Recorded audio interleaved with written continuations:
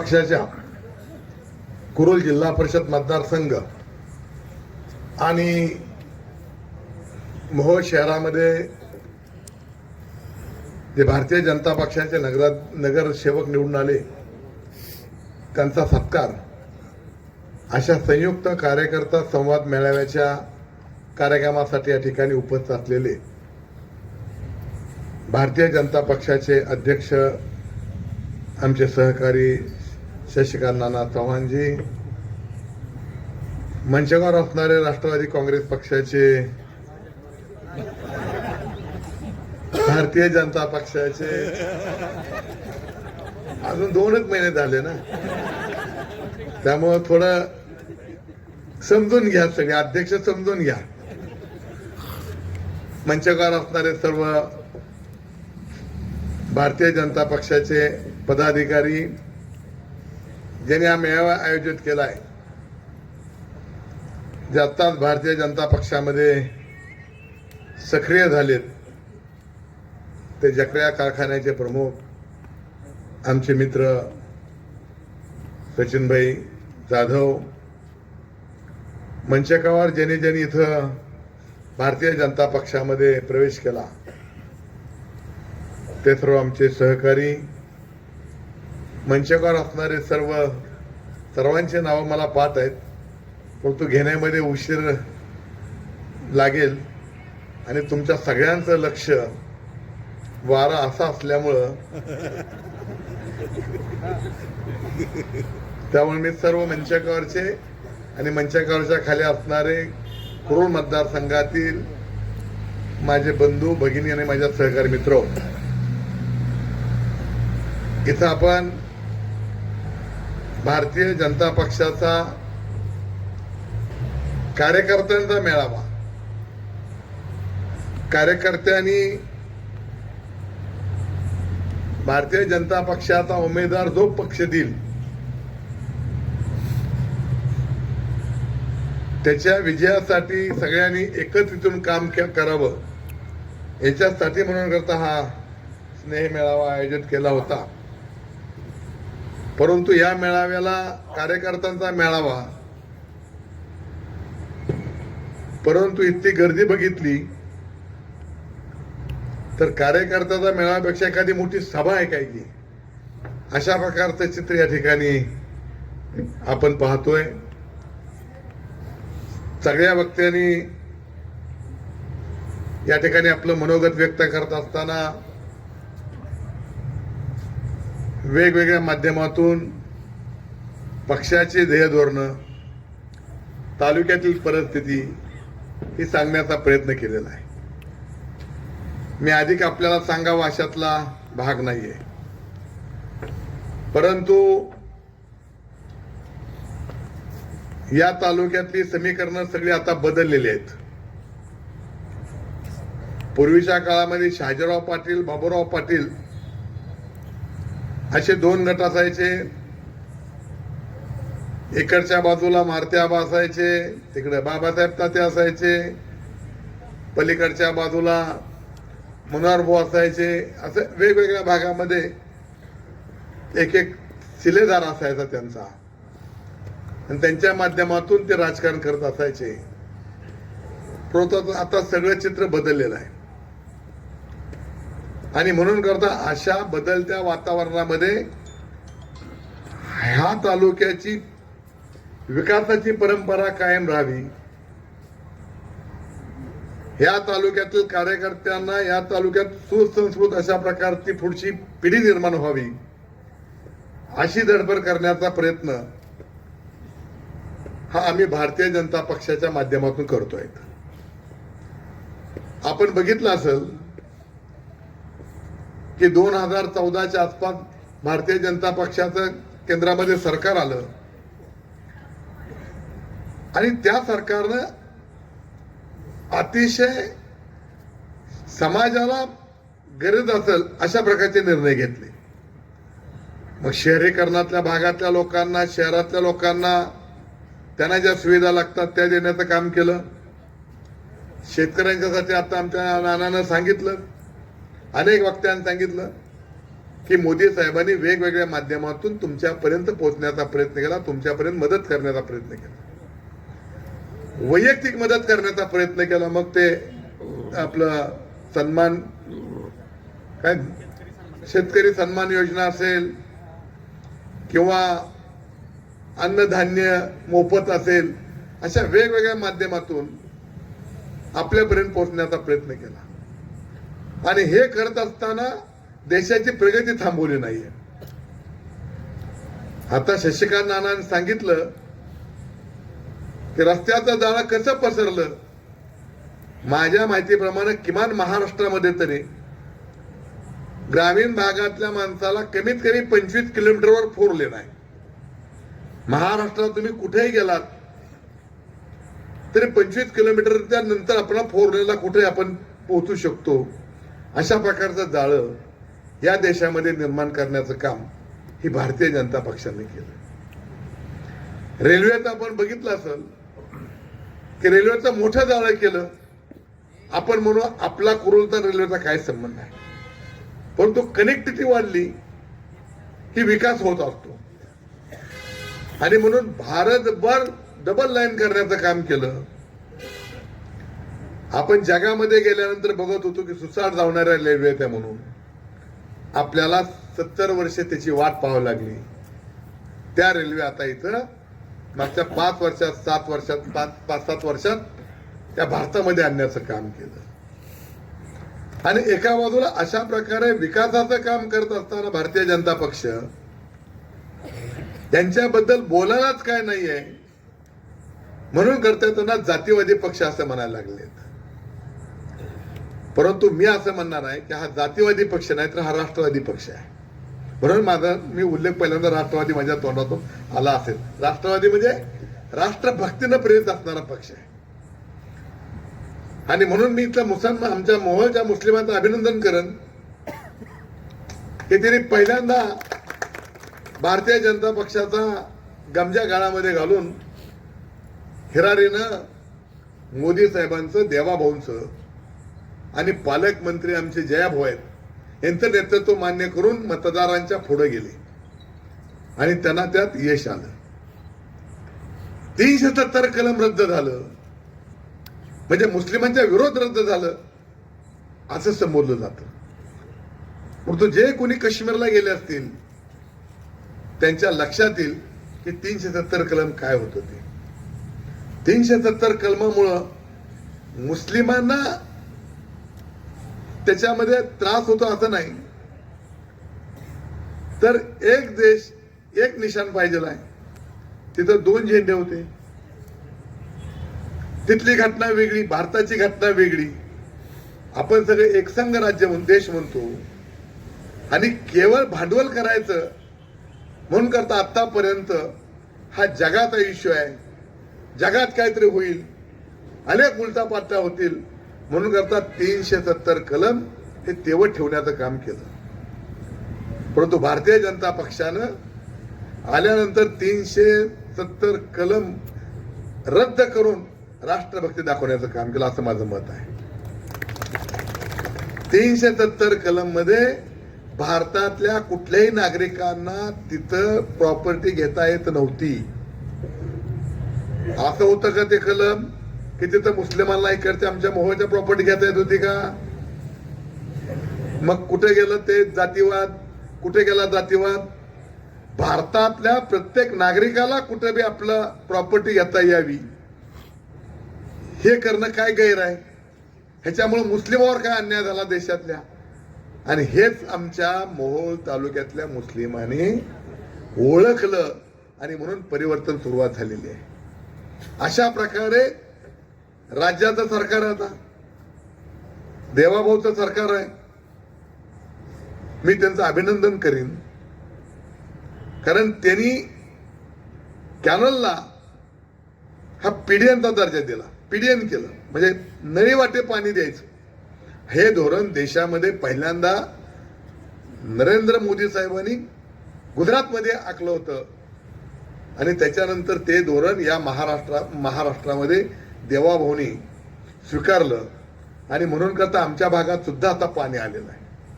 त्याचं खरं श्रेय जातं देवा बोला की त्यांनी 2014च्या आसपास जेव्हा मुख्यमंत्री होते त्यावेळेला हे धोरण स्वीकारलं. सांगण्याचा अर्थ असा की पाणी अधिकाधिक लोकांपर्यंत पोहोचवण्याचं काम हे या सरकारनं केलेलं आहे. एवढंच नाहीये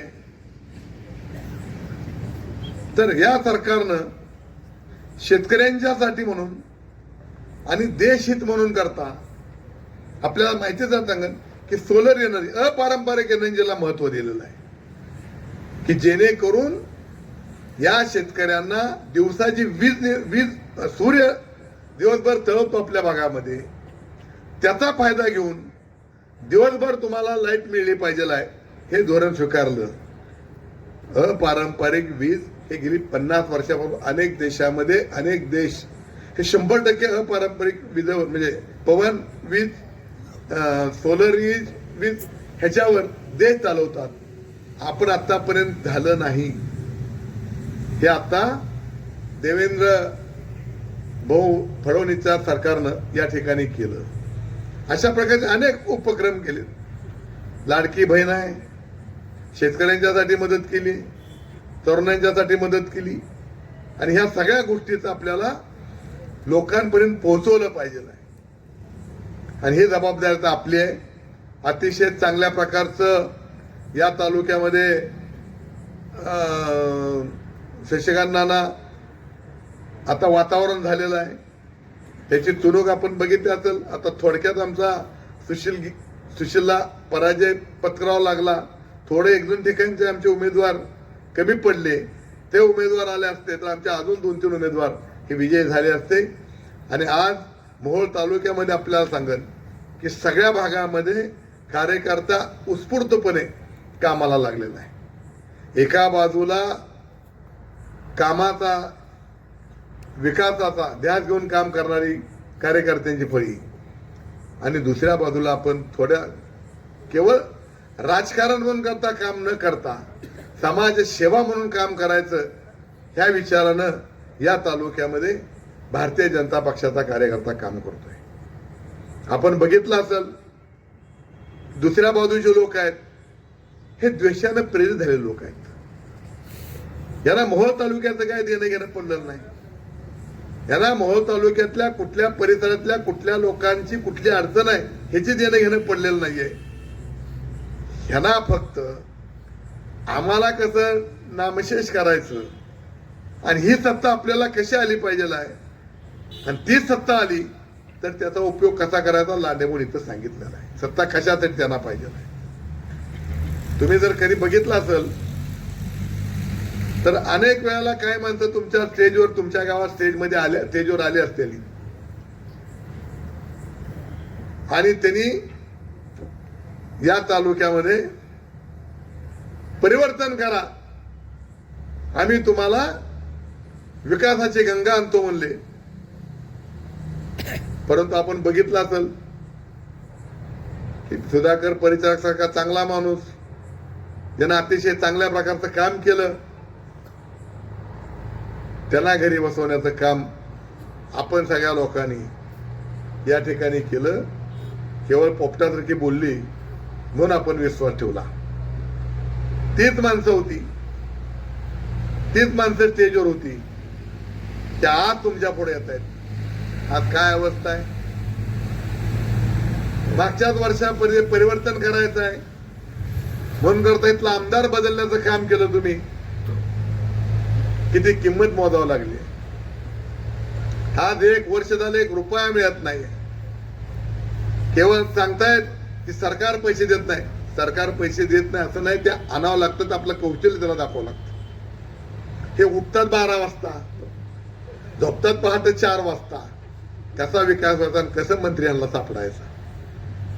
ही सगळी माणसं आज पुन्हा तुमच्या पुढे यायला लागले. एक तर पट्ट्या आमच्या भागातला रोज आता माझ्यावर होतं बरं झालं. आता सचिन भाई ती बरेच साप लागले त्यामुळे माझं आता बरं झालं. माझ्यावर तो थोडा आता वाटून घ्यायला लागेल. किती कृतज्ञ माणसं आहेत हे आपण जाणलं पाहिजे. मतदान करायचं आहे अमुकाला एकाला विरोध करायचा म्हणून करायचं नाहीये. तर विश्रांती मतदान करायचं असतं. आज इकडंच यायला इकडं 7,000 मतांनी निवडून येतो म्हणजे 700 मतं पडली तर बघा म्हणाला का क्रोल करा आम्ही. म्हणजे हे सगळे कार्यकर्ते गोट्या खाणार येते काय का तुम्ही काय म्हणाल त्याला मान हलवणार आहेत का. केवळ 2 वेळचे प्रयोग यशस्वी झाले म्हणून करता प्रयोग करण्यासाठी म्हणून करता इथं आपल्या भागामध्ये येत आहेत. आता तुमच्या हातात आहे, जाधवांच्या लांडेंच्या ह्यांच्या सगळ्यांच्या हातात आहे. मी आमच्या पाटलांचा आभार मानेन, आमचे भाऊसाहेब पाटलांचा आभार मानेन की ते शेतकरी संघटनेत होतं ना तुम्ही. मी आपल्या ह्यांच्याच ना जनहित म्हणजे आपल्या ह्यांचीच घे त्यातनं माणूस येणं इतकं सोपं नाही. जसं भाजपमध्ये बाहेर येत नाही तसं आहे त्यांची संघटना. ते सुद्धा इथं तालुक्या या भागाची अस्मिता म्हणून करतात. या भागाला अनेक शेतकरी संघटनेची माणसं भारतीय जनता पक्ष येतात म्हणजे भारतीय जनता पक्षाला शेतकऱ्यांचं हित बघणारा पक्ष आहे असं सर्टिफिकेट दिलं म्हणून तर चुकीचं होणार नाही. आणि म्हणून माझी आपल्याला विनंती आहे, इथं निवडणुकीमध्ये अतिशय आता याने सांगितलं की 135 का काय नगरसेवक आपले आलेत, 131 आलेत. अहो सोलापूरमध्ये जेवढे विरोधी पक्ष आहेत एकालाही 102 जागा उभा करता आल्या नाहीत. एकाही पक्षाला की ज्या पक्षाने तिथं त्या नगरपालिकेचं नेतृत्व अनेक वर्ष केलं त्यांना तिथं माणसं उभा करायला मिळालं नाहीत. आज इथं नगरपंचायतला मोहोळला जिथं नगरपंचायत मोहोळची राष्ट्रवादी काँग्रेस पक्षाची होती मागच्या वेळेला, त्यांना आज तिथं माणसं उभा करायला मिळालं नाहीत. ही यांची अवस्था दैनंदिन झाली. आता इथं त्यांना माणसं उभा करायला मिळणार म्हणून करतात ते एक इकडं एक बंधू तिकडं एक बंधू इकडं, काय गुडघ्यात मेंदू असणारी कुठं उभा करायची काय काय हे त्यांचं चाललेलं आहे. त्यांच्याकडं आज माणसंच होणार की ज्यांचा चेहरा तरी चांगला पाहिजे मतं मागायला, अशी माणसं. त्यांच्या इतिहासात मी जात नाही. केवळ त्यांना असं वाटायला लागलंय की आपण भाषण चांगलं हातवरे करून केलं की लोक आपल्याला मतं देतात. परंतु आता लोक हुशार झाले, लोक शहाणे आहेत. या सगळ्या गोष्टीचा आपण विचार करायचा आहे आणि कुरुल सारख्या सदन भागामध्ये यायचं आणि मी इथलं नेतृत्व करतो म्हणायचं आणि आमच्या लोकांनी नेतृत्व मान्य करायचं. कदापि शक्य हे होणार नाही. हे तुमच्या हातामध्ये आहे. एका बाजूला भारतीय जनता पक्षाची दिल्लीपासून ते गल्लेपर्यंत सत्ता आहे. थोडं आपण चुकलोय, 25 वर्ष तालुका मागे गेलाय. आता थोडं चुकाल भारतभाई किंमत मोठी मोजावं लागेल. या सगळ्या गोष्टीचा तुम्ही विचार करा, कारण मी बघितलेला आहे, मी अनुभवलेला आहे, मी भोगतोय. ही मंडळी कशी आहेत ती येताना येतात अतिशय सावासारखी, परंतु जाताना आपलं लंगूट सुद्धा ठेवत नाहीत. अशा आहेत माझ्या शेजारचे आहेत आणि मी अनुभवलेला आहे. या सगळ्या गोष्टीचा तुम्ही विचार करा. त्यांना एक सांगा, सचिन भाईने कारखाना काढलाय तिकडं, जर कल्पना करा कारखानाच काढला नसता त्यांनी ऊसाची काय अवस्था झाली. आपण भीमाच्या वेळेला काय करत होतो, भीमाच्या डायरेक्टरला आमदारला भेट नव्हती एवढी, त्या भीमाच्या डायरेक्टरला शेतकरी भेट होती. माझा ऊस नेतो का नाही, माझा ऊस नेतो का नाही म्हणून करता. तर आपण काय केलंय त्यांना विचारा. आपण काय केलंय गेल्या 7-8 वर्षापासून इथं आहेत. पुण्यामध्ये दिवे लावले म्हणून पळून इकडं आले. समोरासमोर बोला म्हणून सगळे मी त्यांचं सांगेन. माझ्याकडे सगळे तिथलं वकील डॉक्टर सगळे सुशिक्षित लोक येऊन मला भेटतायत आणि मला सांगतायत त्यांच्या काय काय कथा. मी काय सुसंस्कृत आहे, मी काय सांगणार नाही, मी काय बोलणार नाही त्याच्यावर.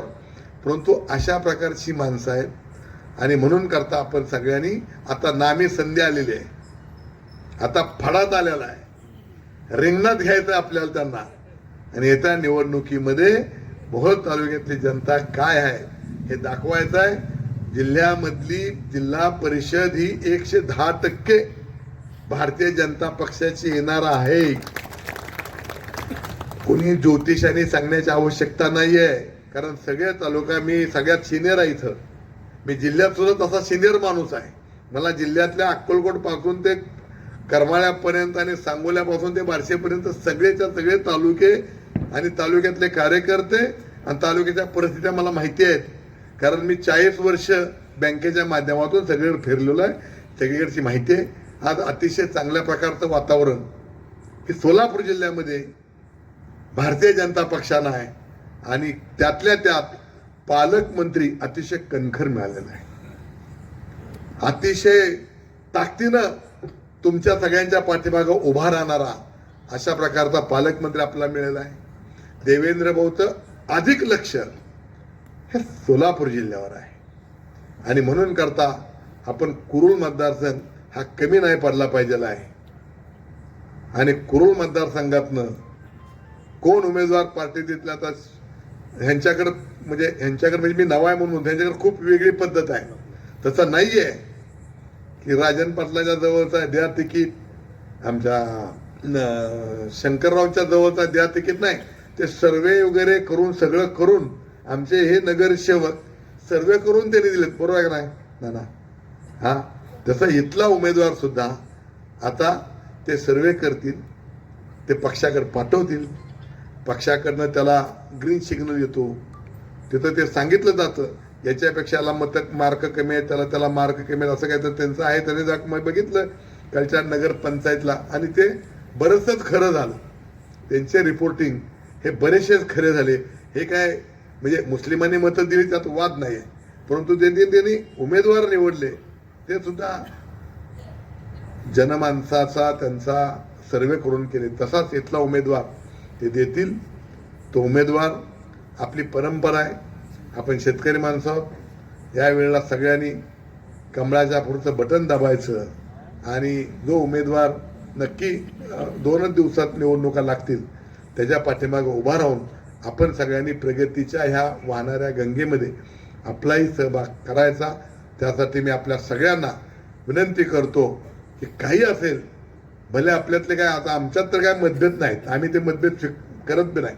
एकदा गळ्यात टाकला की त्याचा आयुष्यभर झेंडा घ्यायचा. आम्ही आतापर्यंत एक झेंडा घेतला, आता दुसरा याच्यावर शेवटच आमचा होणार आहे, हे तुम्हाला मी सांगून ठेवतो. त्यामुळं आणि आमचा कार्यकर्ता सुद्धा मला वाटत नाही एखादा दुसरा रुसल, रागावेल पण रुसणार नाही. त्याचा राग आपण नक्की शांत करू.